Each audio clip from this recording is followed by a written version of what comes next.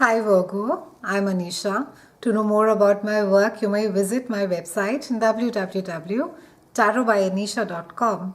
For those of you who are seeking deeper clarity, be it in your love lives or your career, for a personal consultation, you may write to me at tarotbyanisha@gmail.com. Virgos, it's quite a lovely year for you ahead, even though we are beginning on a quiet note with Mercury, which is retrograde. We have eclipses that are there in February and August, followed by the Venus, which is going retrograde. Mid year, we have the beautiful, expansive Jupiter that is going to be changing signs on October 11th. And last but not the least, we are wrapping up the year with the mighty Saturn that moves for close to about 3 years. Let me break down the year for you. We're beginning the year with Mercury, which is retrograde, and it went retrograde on the 20th of December, and it carries on doing so till about 9th of January. And this is happening in a part of your chart that is all about your home. So things could have been little slow at home. It can be that either conversations are being you're revisiting certain conversations. There can be some amount of misunderstandings as far as conversations, communication is concerned. There could be a little bit of travel glitch as well that could happen during this time. You could also be dealing with either a parent who is being little hard to manage, or just having your point of view across to your parent could seem little challenging as well during this time. Just slow down, Virgos, take a breath, and just let things be. At times, I think it gets very hard when we try to sort of open up a tight knot, and the harder we try, the harder the knot gets tightened. And at times, it's just easier, though it's difficult, to just let things be. So I think as far as home situation is concerned, just let it rest for a while. We have the first eclipse that is there on the 6th of February, and it's a lunar eclipse. It's happening in a part of your chart which is behind the scenes. It's a house of spirituality and it's a house of service. And with a full moon over here, it is something which is coming to a completion. It is something which is not just coming to a fruition, but there is a realization that you know that this is what you want to do. And because it's around compassion, it's around service, it's around giving, I think some way for a lot of you there is this realization that this is where your life journey is going to be. You would like to be in a place where you can give or be of value, whether you're volunteering, whether you're creating a shelter for animals, or whether you are you start working with an NGO, but something which really puts you in a place where there's a lot of compassion, there's a lot of giving as well that is there. You may try to suppress your emotions a lot during this time. Try not to sort of hold things too much to yourself. You may just sort of erupt, Virgos. Find channels to release whether it's a pain, it's a sadness, or it's a frustration that you may be feeling around this time. Whether it is through exercise, whether it is through doing things that make you happy, as simple as listening to music and going for long walks. But be gentle on yourself and allow yourself to get upset. It's quite all right. On the 26th of February, we have a solar eclipse. It is there in your house of relationships. And with the new moon being over here, it's a beautiful time. It's a time and place of new relationships, and whether they are business relationships or they're romantic relationships. But this is a time where there will be an opportunity to maybe spend some more time, that if you've not been able to, especially those of you who have some time off with your partner, this is a time where you will be able to spend some quality time, or maybe take a little break away. And this is also because this house also in a way rules open enemies. It can be that maybe something around relationships you get criticized quite openly and could quite catch you off guard. Try to look at this phase as a growth and evolvement in your relationship. So don't get too hassled if the feedback or even people's opinion that is coming across as to how it is that you should be leading your life, that you need to be adhering to it.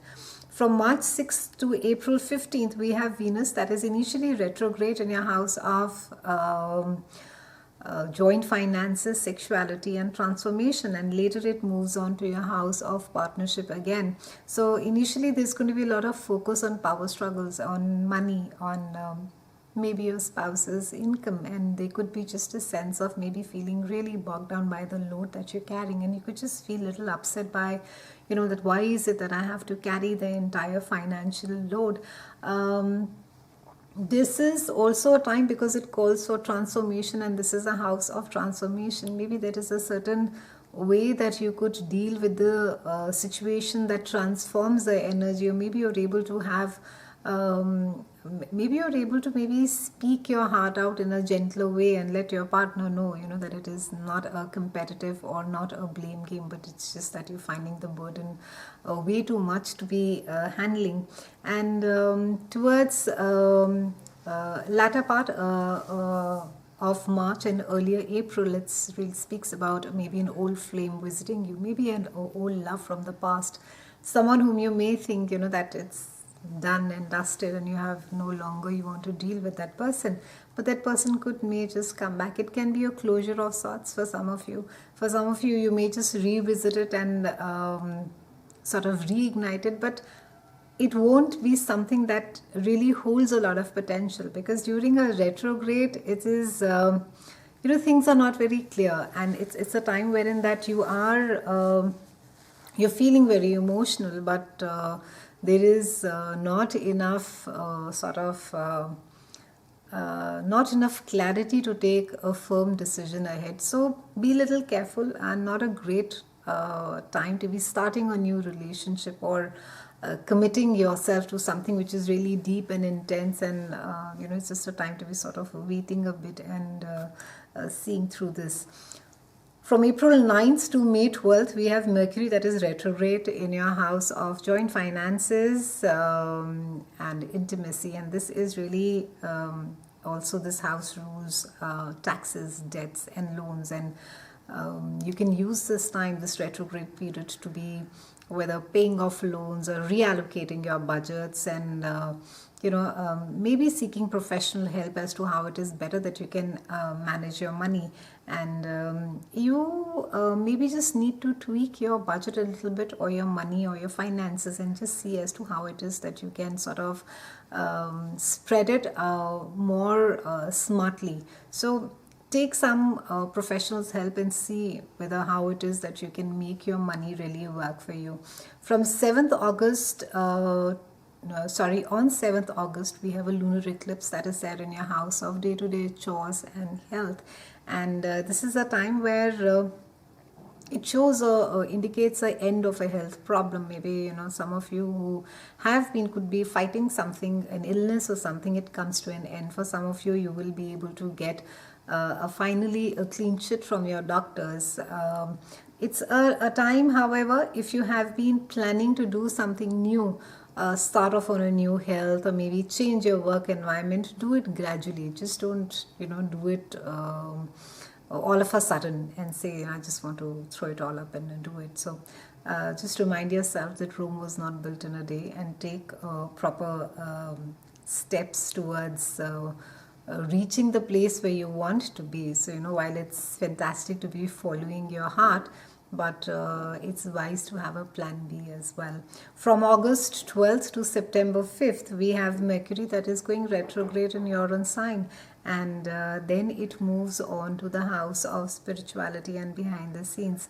And for the 3 weeks, it will seem like as though you've been just waiting for things to come around, to manifest, and let you know exactly how they are. So there is because this is in your own house, initially you could almost be forced to self-evaluate and see where it is that you have what changes that are required, or how it is that you're perceived, or what you think of yourself. Is it how that people perceive you?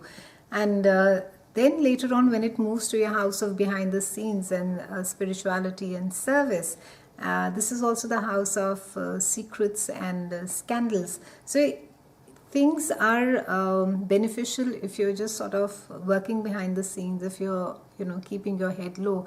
Try not to engage in something which is controversial or wherein that you could expect a quick decision to be taken. On August 21st, we have Mercury that is going retrograde in the same house of service, and it's a great time to be volunteering. It's a great time to be of service. It's a great time to be doing some research work, and at times seclusion is the only way where how we can repair ourselves. So if you feel like just getting away and going off for a retreat, use this time to do that as well. Now till 11th of October, we have had the beautiful expansive Jupiter. It has been there in your house of money and self-esteem, and now it moves to your house of communication, sibling, and some amount of learning as well. So now the education for the next year, Jupiter is going to be encouraging you to learn, and it's going to be encouraging you to travel, and even I think in some way you're going to be quite involved in your community at large. You're going to be involved a lot in as to what is it that is happening around the place where you live, and there could be more involvement as far as extended families, siblings, and cousins and relatives are concerned. It can be also that in certain cases that there is more interaction with siblings, or maybe some advice or some support that is there that comes your way. From 3rd of December till 22nd of December, we have Mercury that goes retrograde again in your house of home. It's a house of Cancer, and it's a time which is going to be making you step back and think of the course of action and where it is that life is taking you, and whether it is you're on the right road to begin with. They can be watch out for small insights, Virgos. They can lead to larger gains during this time. Try not to ignore the small details that are there. Last but not the least, on 20th of December, we have the mighty Saturn that moves for 3 years, and Saturn has been there with you for quite some time, for about 2.5 years, and it's been there in your house of home.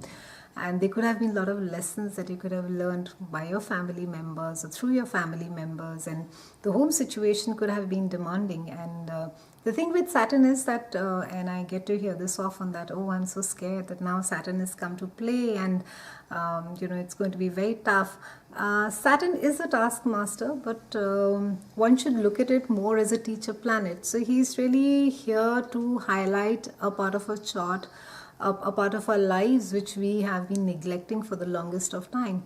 And for you now, it has come to your area of love, romance, creativity, and children. So maybe there is some creative project that is going to be taking up a lot of your time, and it can be that there could be a sense of doing something about a project that you're really passionate about, that you really love.